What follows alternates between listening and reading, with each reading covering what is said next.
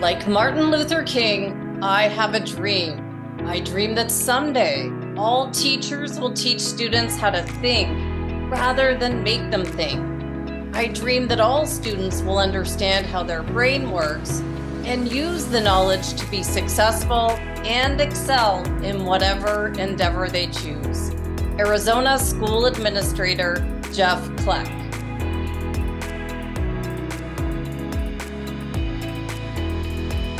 Welcome back to the Neuroscience Meets Social and Emotional Learning podcast, where we cover the science-based evidence behind social and emotional learning for schools and emotional intelligence training in the workplace with tools, ideas, and strategies that we can all use for immediate results with our brain in mind.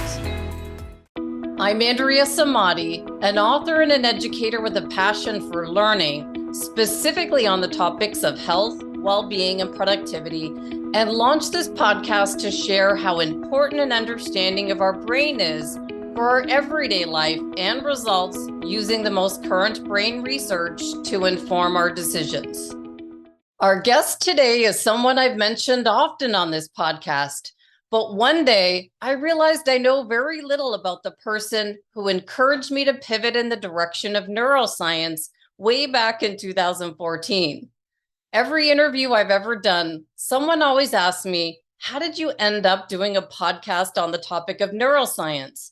And I tell the same story about how an educator urged me to go in this direction many years ago. I'm very intentional about the people I ask to come on the podcast. They're usually someone who's making an impact in the field of health, wellness, and education in some way, or has made an impact on my direction and the work I've been doing over the years.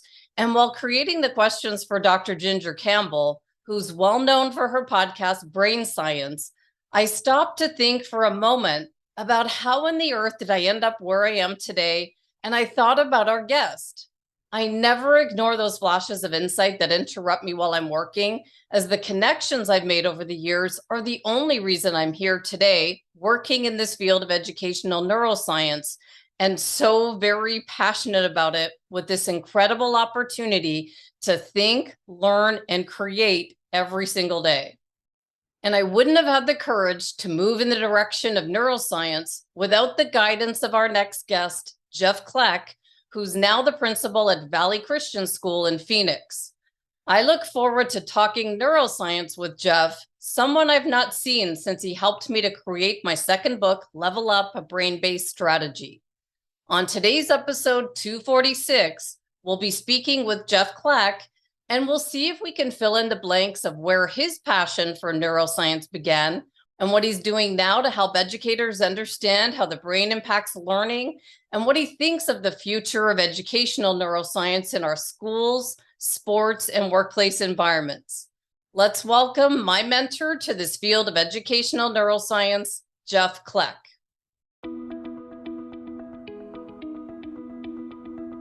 Welcome, Jeff Kleck. It's so incredible to see you again. Was it 2014 or 2015 that we saw each other last? Do you remember?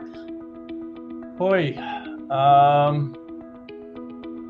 probably about, 13, 14, somewhere in there. I think it was the year after I went to work for AAEC. Got it. Yeah, it was a long time ago. So I'm just thrilled to have you on the podcast because Thank you. Was talking about, I mention you all the time. You're such an integral part for the work that I'm doing. I appreciate that. No, absolutely. I reached out to you and I mentioned in the backstory that I'm not sure if you had a chance to read it, but I never ignore those flashes of insight that we get. You know, we're working, we're focused on something, and then you came into my head. I'm like, how in the earth did I get here? That I'm asking Ginger Campbell. She's like the podcast Hall of Fame in neuroscience. How am I designing questions for her? And for a second, I just was like, how did I get here? And I thought it was Jeff Kleck. And that's when I sent you the email. I'm like, I've got to have you on the podcast. I can't do this anymore. So can you just begin with where your passion for neuroscience began? Because you surely launched me into this field. Sure. I think it's a couple places. When I was getting my administrative license work. I had a guy by the name of David Korash, and he was a superintendent down in Los Angeles, and he and his wife had started delving into the idea of how to teach people, students, how to think. And I had a class with him on instructional theory in college.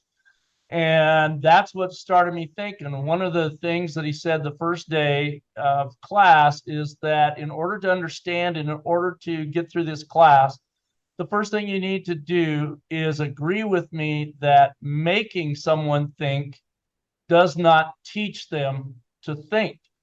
And so all throughout the class, he just filled my mind and lit a fire in me for my classroom, because as a classroom teacher, I'd spent a lot of time teaching a content, teaching a standard, but within that, I never really taught kids how to think. And I would get frustrated when I would ask them to think, but they wouldn't come up with well-reasoned answers and things like that, because I wasn't teaching them how their brain processes information. I wasn't teaching them how their brain learns. So how would they know anything different than what they've already learned? And then I just started going places, reading, researching on my own. Dr. David Sosa, I went to one of his conferences on how the brain works, and listened to him and another lady, Janet, I forget her last name right now. I have her book on my shelf.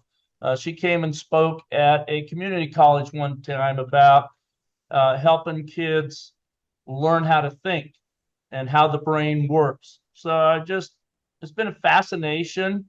I think one of the things that kind of fascinates me is the concept of a click-whir response, in that the brain will react certain ways. And if I can get a kid to think something or process something at a deeper level, then all of a sudden the brain goes click, and it winds up and it starts taking over the process, if that makes sense. Absolutely. And I feel like that's what happened to me when it was like a pivotal moment. You're handing me all these books off your bookshelf. Right.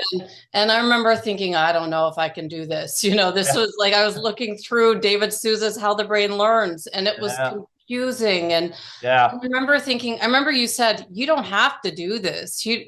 But I thought, I need to do this. It was like something was lit inside me that I had to uncover, undecipher this whole thing.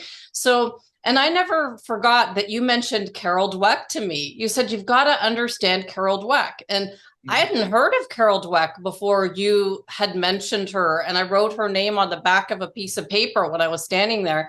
And then Carol Dweck's work took off in our schools. So, I'm just curious, who are you studying now? Because you gave me some really good people to start off with. Where are you now? Well, I'm not studying any particular person right now. I keep going back to different things. There is one fella, just a second, I got this out so I could look it up so I don't forget his name, but he was dealing with the brain and student behavior, blah, blah, blah. Let's see, I've got his article here. Hey, guess what? It's Sosa. I don't know if it's David Sosa. It just says Sosa. So the chapter is called Handling Social Misbehavior. And so he goes a lot into how the brain works in that setting. And I think the other thing I've been doing is I'm teaching art now, 7th and 8th grade art. And I've been intrigued by the fact that, when we talk about the brain likes to reduce things to the simplest idea, the simplest picture.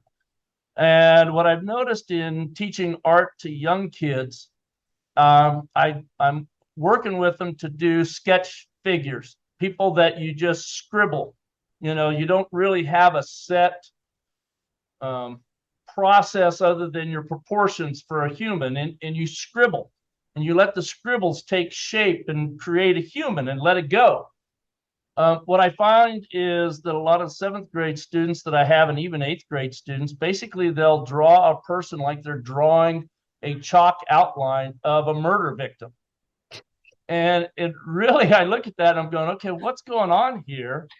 And basically things are being reduced to the simplest thing that the brain can think of, but then they'll put eyes and a nose and a mouth on base, and it makes it kind of look like a snowman or a, outline of a murder victim with an eye and a smiley face. So so when I'm working with kids right now with sketch figures, one of the things that I'm trying to get them to do is allow their brain to create optical illusion. Because in reality, that's what we do when we do art a lot of times. If you look at the picture here, you see a horse, okay? But in art, we are not going to emphasize every detail in that horse because the brain doesn't care about every detail. All it cares about is to see the thing that tells it it's a horse, and from there, everything else falls into place, if that makes sense at all. In other words, if I was painting this painting and I wanted to emphasize something, say that horse's head would have the greatest detail. Over here, there wouldn't be a whole lot of detail because the brain would go, okay, this is what I want to see. That's what the artist wants me to see. So I'm not going to worry about the rest of it. And getting kids to break out of that, I'm asking them to scribble things into shape. And then the other thing is close looking. I call it close looking. When we look at something that we want to observe, and this can be anything, a science experiment, a math problem. The brain wants to simplify things to the simplest term and make it as simple as possible. But the reality is, we need to look at things very closely, which takes work, which takes effort. And you've probably heard me say, as all the brain people that I've studied said, the number one key to improving intelligence, working with the brain, is putting out effort. And so you talked about it was very hard for you when you first read Sosa and started going into this. Well, it's also difficult for teachers, because if you're going to teach thinking strategies as a teacher, you run into a couple of problems. It's more mental work for you than you ever thought it would be. Mm-hmm. And so you have to be willing to put in the mental work. Then the next thing that comes up is, you're teaching kids how to think when you ask them or say something in class and they challenge you and they go, why? Or you correct something and they go, why? Because you've taught them how to think. And now their objection, it's not a rebellious objection. It's simply a need, as we would say in brain science, for the brain to complete a thought. There has to be a completion, because the brain does not like incompleteness. So now I get you to thinking. Now you're going to challenge me and ask me why, because your brain said, okay, I need to complete this. So that's a lot of stuff. Well, I never thought or even looked at your background with art. I didn't know that was there. And I don't know if you remember back when we were working together that we had a teen that was designing your cover and some of the characters inside. And she had a lot of pushback in school that her anime drawings weren't what the school wanted. And they kept giving her C grades and failing her. And just so you know, the work that she did for the book that you helped me to create got her an all-paid prestigious scholarship at University of Arkansas. That's great. That's great. Hey, I'm going to show you something. Yeah. Show you something. I'm going to brag a little bit. Yeah. I did sculpture years back, and it was kind of amateurish. and I'm going to teach a sculpture unit in my class this year. So I got back into my sculpture. And if you, you might not be able to see that guy. In and out. It comes. Can you like, yeah, go I'm slowly? trying to turn it so it can be Oh, how seen. cool is that? Pull it back to my face. Oh, it's really hard to see. Yeah, But hey, I got yeah. it's it didn't come out so well on there. But basically, you can see Take it. a picture of it and I'll put it in the video. When I edit, get a picture of it for me and send it through. Anyway, I was kind of pleased with how that turned out because years and years, and the brain just keeps cooking and surprised myself, gets better. Well, that's where I had no idea where any of this would go. And this teen that was like, she quit the school that she was at and, started doing some work for us and started being homeschooled and thinking, what am I going to do with my future? And now she's set, she's well on her way. And it all had to do with, the things that we were doing back there. But can you remember, go back to that day that you called me in? I got a call that was like, Andrea, you got to go see Jeff Kleck. He's got some feedback for you. And I thought, oh no. And I worked for Pearson, Jeff. So it wasn't weird that an educator was going to bring me in and say, this isn't going to work for me and this is why. But when it's your work, it's a little bit harder to take. I was like, oh my gosh, I gotta do this because this is going to be my growth. But let's go back there. What do you remember about, having to say the difficult thing that no one wants to say and tell this girl, you got to go in a different direction? Tell me what you remember about that day that turned into a huge turning point for me. Right. I guess I remember, I read through the book and I'm thinking to myself, as it's written, it's kind of taking a pathway to the right, and kind of delving into the spiritual side of the brain, which educators don't necessarily, or not necessarily concerned with the spiritual side of the brain, so to speak, or what's happening with respect to beliefs and feelings and all that kind of stuff. But it just seemed to me like there was promise there if we started looking at, okay, how does the brain learn?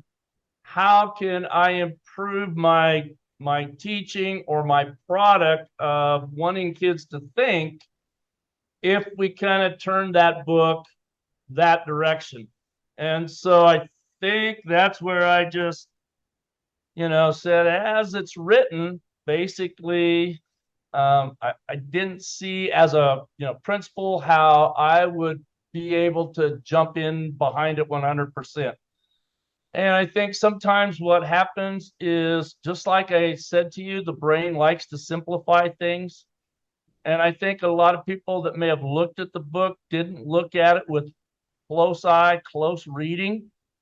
And if you remember, I took that book and I highlighted all kinds of things. That was fun. Reminded me of school, I kind of felt red. bad for you. That's all right. Bad for you, but my heart was, I think if you turn this and you get information from people that are dealing with actual science of the brain and neurology and all that kind of stuff, you'd be on to something. So that was kind of the motivation behind all that. Love it. But it's not easy, is it? I felt bad for you because, I didn't pull any punches, and I was just 100% honest with you. And, that's not always easy, especially when you poured your heart. I mean, it's not like anytime you write something, you're putting your heart out on paper. And if somebody comes along and steps on it, that's not fun at all. I was trying not to step on it, but it all worked in the right direction. And Jeff, I'm so glad I'm not in the sports industry, because I see this girl, she's trending on Twitter for putting her neck out into the sports world. Yeah. And then, and I'm seeing all these horrible things written about her. So I'm just glad that I, put my neck out in the field of education, and I'll take red marks over what this poor girl went through on Twitter because there was nothing like it. So I'll stick to this field. But well, if nothing else, I gave you names of the experts to talk to. So there's a bunch out there. So yep, you got it. And they became good friends over the years. I've interviewed them all, and it's just amazing. And I actually put a chapter in the book on criticism because I thought it was such an eye-opening experience for me to go through. I've never actually been critiqued in that way that I knew it was the right thing. And I thought people have to understand how to take it when it's positive, that it can skyrocket you forward. So, well, I think we have to be careful with it for sure. But to me, if I love you as a person, then why would I just read through this book and tell you, oh, it's all wonderful, go with it, when in all honesty, I don't really feel that in my heart. When if I look at somebody and I'm really showing love to that person, then I'm going to be honest with that person. Because to be dishonest, to me, is a lack of concern, a lack of care, a lack of love. The only way I can really, because let's say I look at it and I say, ooh, this is not going to make it. And I go, hey, it's wonderful, do it. Well, I'm lying to you. Mm-hmm. And I'm actually hampering the potential for your career. So because I love you, because I like you, because I want what's best for you, I'll give you an honest voice. Now, you don't have to listen to that. A person can say, you're all wet, you're all washed up. I don't want that. And I think we don't show that we actually, to me, when we just flippantly say, go ahead and do whatever you want to, we show dislike, disrespect, hate, as opposed to, let me have an honest conversation with you. And that plays out in all kinds of relationships, from marriage relationships to, relationships as a principal to teacher and different things. Let me have the honest conversation with you. It's not because I don't like you. It's actually because I really like you and I want you to be successful. Love it. I'm so grateful for that moment. And, sitting behind me on this side is David Souza's How the Brain Learns series. Oh, yeah, I see. I gave you a set of those, didn't I? That's it. That's yours. And you're not having it back. I'm like, that book I refer to all the time. And it's scribbled in. So it sits there. It's always behind me. But I've interviewed him twice. And what was interesting, when I first reached out to Corwin Press, they wanted me to interview some of the younger, newer people that were coming in. And I'm like, no, I want David Souza to come on the podcast because of the fact that you gave me that book. And so I had to fight to get him. They're like, well, I don't know if he's going to do it. I'm like, well, tell him how important this is. Right. So, he ended up coming on, and then I used a lot of his strategies to help my own kids. My youngest, especially, back, she was learning to read and struggling, and I used some of the strategies. So this isn't just for the podcast. I'm actually implementing this stuff. Right, exactly. So as you're approaching, you mentioned it's not easy for your teachers. And I just remember thinking, like, this is really difficult. But do you ever hear or get any pushback about, the whole reading wars, like the science versus whole language, or, that the brain isn't how we were taught, maybe from the old school people that learned that you sit there and you read the book by reading the book? Right. Have you ever heard of that?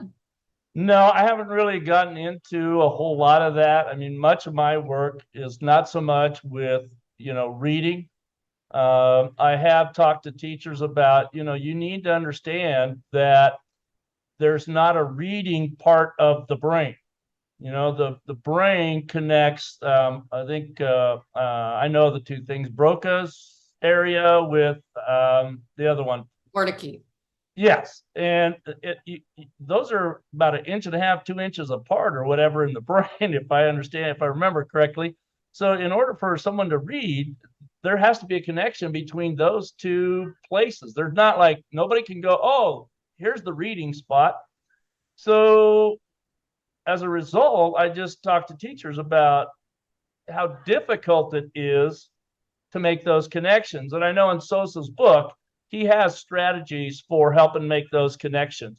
But other than that, most of my time has been spent with, science and now art and different things like that. And then just in general, how to make a student, teach a student to think and how to assign assignments. For example, this came from one of the guys I read. I actually asked him if I could use his material for my teachers, but he wouldn't allow me to do it. So that's okay. But there was a concept there, like in social studies. So in social studies, we commonly teach you, okay, this battle occurred on this date and these people won. Okay. But if we want to teach somebody how to think, then what we begin to do is dissect that, and we say, okay, on this particular day, this battle happened, but create a strategy that would allow the other side to win, and determine if your strategy would allow the other side to win or if their loss was inevitable based on geography and whatever decisions that were made. So that takes the whole study of a war or a particular battle out of the realm of here's the date, here's who won, to a realm of let's get you to process information at a deeper level. Or what if all of the math that you do could only be done on a globe? So you have a chalkboard globe. What if all the math you do could only be done on this globe? What would be same? What would be different? So anyway, there's just things like that I spent my time working with teachers on or talking to teachers about. Well, so Jeff, you've spent a lot of your time in education as an educator, but what about 44 years? 24 years. 44. Wow. Mm-hmm. 44. Oh my 44 goodness. years, yes. So then what about when you take off your teaching hat and switch to being a student? Can you think about something you've learned over the years about the brain that's helped you and your family, maybe? Probably right now, as I'm working with teachers and based on, again, Sosa's study of what I just read, I forget what it was, social management, handling social misbehavior. And getting teachers and even myself as an administrator that deals with misbehavior and things like that to understand how the thalamus takes in all the information except for smell, all the sensory information except for smell, and that kids, the limbic area for emotions has developed by age 10 to 12, somewhere in there. So it's fully developed. And now I've got seventh graders that have a fully developed emotional system. But what hasn't developed, and it doesn't develop until about age 22 to 24, is the orbital frontal cortex, which is a braking mechanism, a analyzing mechanism for anything the thalamus sends. And if things are going right to the amygdala, which happens in 12 milliseconds, people are just reacting quickly, which you want that in certain cases. But you also, like I tell the teachers, we teach behavior. Because if you look at a two-year-old, the impulse buy rack at Fry's was made for the 2-year-old. Right. Because the 2-year-old walks by the impulse buy rack and they go, I want candy. Mom says, no, you can't have candy.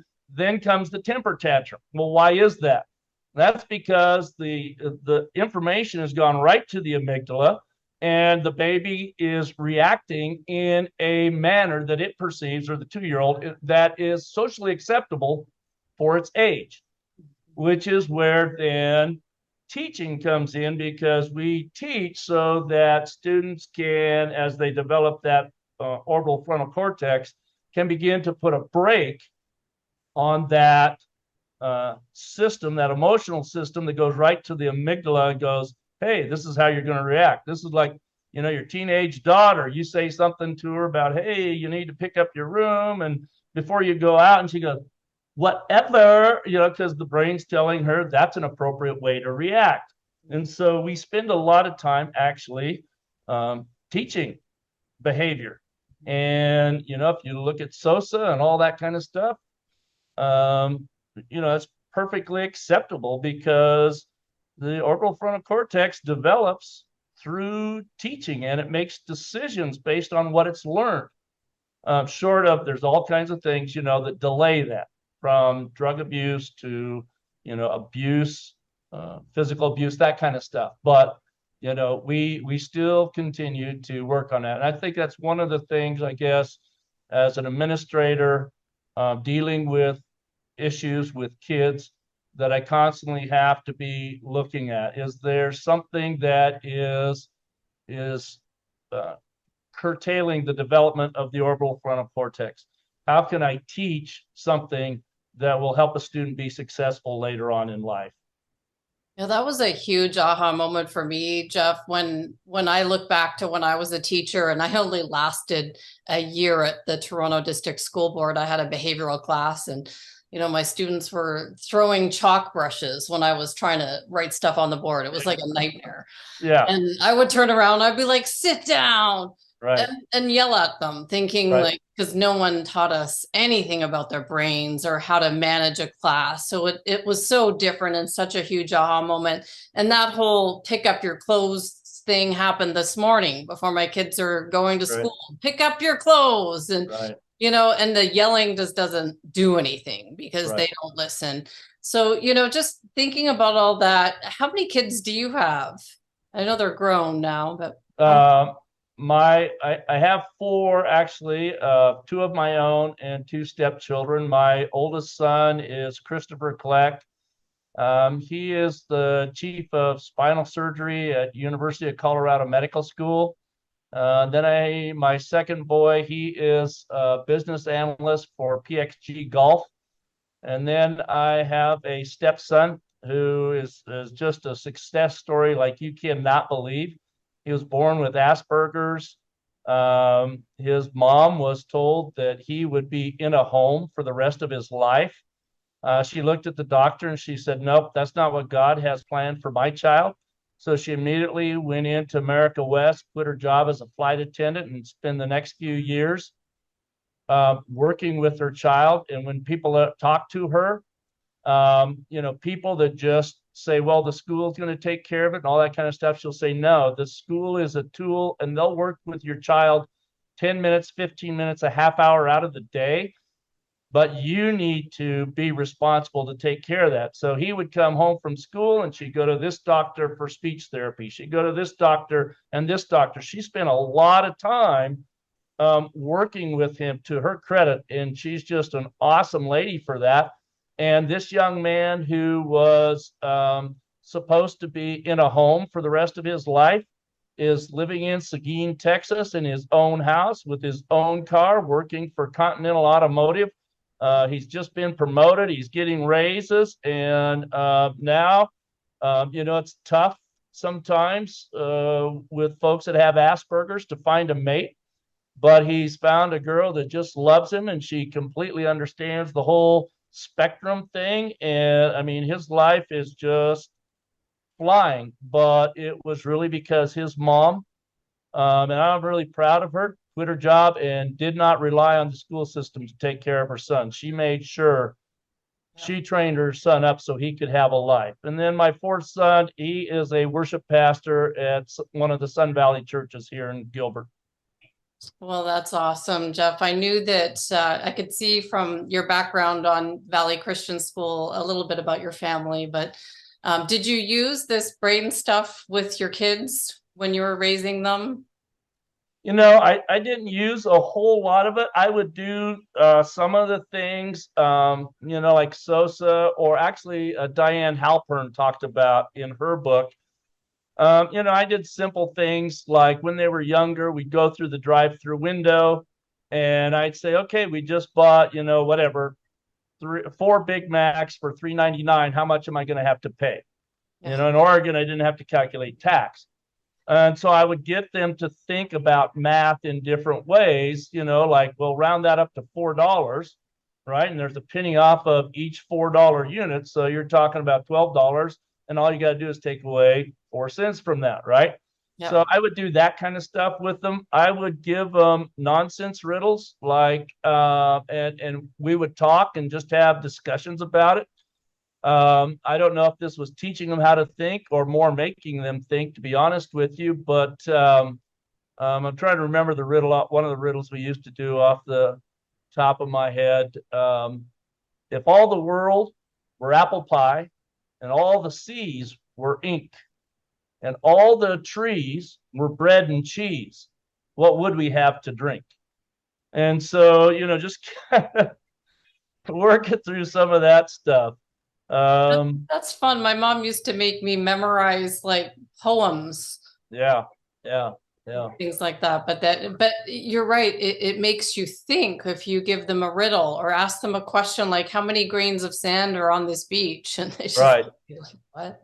Yeah. Smart. So there's things like that I did again. You know, whether or not it's teaching them how to think or making them think, I don't know, but What had about fun with it. What about, weren't you a football coach at I some was, yeah. I What did. about for athletes? How would you make an athlete think in a different way as you were coaching them? Yeah. So a lot of times as coaches, we will throw out a play and, you know, okay, you go here, you go here, you go here. For me, working with PE teachers and even in the coaching, what I wanted to delve into was strategy. As opposed to just doing this and just blocking this person, I wanted people to see a strategy behind what they did. You know, why are we doing what we're doing? Why are we running this play? What is the strategy? So there's game strategy that often is reserved in the coach's head, but I always like to share that game strategy with the students, and then kind of translate that into, you know, body actions or the reason we're running a pass route, or, you know, the brain likes to reduce things to simplest terms. So if you're an athlete and you're going out on a pass pattern, your opponent, his brain is trying to reduce things to the simplest term, you know, a term. So what can you do to upset that? What can you do to confuse his brain? That's good. Yeah. So Really good. that's kind of stuff I try to invoke and try to do. Well, that's fun. And it doesn't take too much time to have a switch like that, whether you're a parent going through the fast food window and saying, add this all up, or right. Classroom, it just takes a little bit of thought beforehand. Right. Yeah. Take some thought on your part for sure. Yeah. So what about your vision for educational neuroscience in the future? Where do you think this is all going? Boy, I know where I would like it to go. Where it's going, maybe a little controversial for your show, because I think what we're beginning to do is we're beginning to reduce things to feelings. If I feel a certain way, then that's real. But again, we are back to the thalamus going right to the amygdala and saying, you're threatened, you got to react. Somebody said something, you got to react. And it seems like in the public world, we are spending a lot of time, starting to spend more time on the reaction to a feeling rather than complete understanding that our feelings can be deceptive and the brain likes to reduce things to the simplest term. For example, you say something, I'm offended. Well, maybe what you said wasn't intended to be offensive. Maybe we all make mistakes. It came out the wrong way, but immediately it went to your brain, I'm offended, which means it had to have bypassed the orbital frontal cortex, which would cause you to go, well, hey, wait a second. Was the intent to offend, or was there something else behind all of this? And so it's kind of like we're rushing to go to the amygdala. If you think about it, Sosa said people with phobias, a true phobia, bypass the orbital frontal cortex and they go right to the amygdala and react as if they're afraid of something's going to happen to them. They're afraid. And we've kind of labeled things phobias that aren't really phobias. I mean, not in the truest sense. And it's kind of this, I don't know, it's kind of this whole, let's go right to the feeling, let's go right to the limbic area and determine immediately without running it through the orbital frontal cortex that somebody wanted to offend me, somebody said something wrong, therefore they're phobic, therefore they're attacking me, and it just seems to be, as I'm listening to some of my teachers that are still in the school system, I guess that would be my fear, is that applying brain science is difficult and it's hard and it's work, to be honest with you. It's not paperwork. It's not typing work. It's brain work. To be a teacher that's going to teach this way, you have to think. And thinking is hard. And like I said, everybody that I've ever heard talk about getting smarter, the number one word is effort. And if we don't want to put effort into our thinking and effort into our analyzing, then what we're going to do is we're just going to allow the thalamus to send something in 12 milliseconds to the amygdala, and we're going to react to that without putting brakes on what we react to. I hope I said that in a way that, even the fact that I'm saying, I hope I said that in a way that, nobody gets upset about it is I know what you're saying. Proof, to me, that we're headed a wrong path. So when I was interviewing Dr. Ginger Campbell and thinking of you, I asked her what has stuck out as the biggest thing she's learned from hosting a neuroscience podcast since 2006. And she said just that. It was that we all have different perceptions. So as a doctor, someone would come in and tell her a problem, and she might think it's a different way because she's thinking about the problem in a different way. And so just like you talked about with the optical illusions, we think, therefore we're wrong. We have to kind of question everything that we're thinking and not jump to a conclusion with anything. Right.